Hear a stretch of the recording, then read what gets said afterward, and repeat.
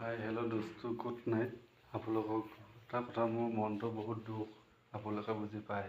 মোৰ যিটো চেনেল আগত আছিলে বিনোদ দাস, সেইটো চেনেলটো অলৰেডি হেক কৰি দিয়া হৈছে।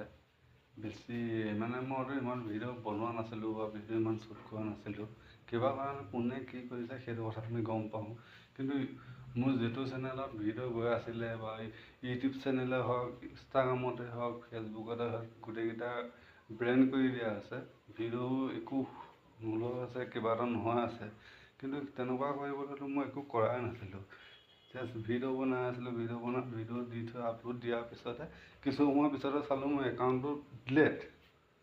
আৰু তাকে আপোনালোকে যদি কোনোবাই জানে বা কোনোবাই যদি তেনেকুৱাকৈ অকণমান টেকন'লজিৰ বিষয়ে বা সেই ইনষ্টাগ্ৰাম ফেচবুকৰ বিষয়ে কোনোবাই জানে, ভিডিঅ' বা মোৰ চেনেলটো ৰিটাৰ্ণ কেনেকৈ বা মোৰ প্ৰফাইলটো ৰিটাৰ্ণ বা ভিডিঅ'বিলাক যিবিলাক কণ্টেণ্টবিলাক বনাত বহুত কষ্ট হৈছিলে বা দিনে ৰাতি মেনেজ কৰিছিলোঁ।